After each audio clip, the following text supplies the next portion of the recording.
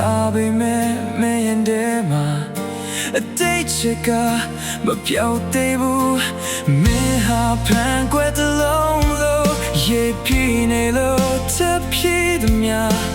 ငါချစ်တွေအလုံးဟာအပြင်ကိုပဲရှမ်းချသွားတယ်အချစ်ဟောင်းမတရားတွေမင်းမဖြတ်နိုင်သေးလို့အချစ်တဲ့ဖြစ်တဲ့ငါကအနာရောက်ဖို့တော့မလွယ်ဘူးငါပဲ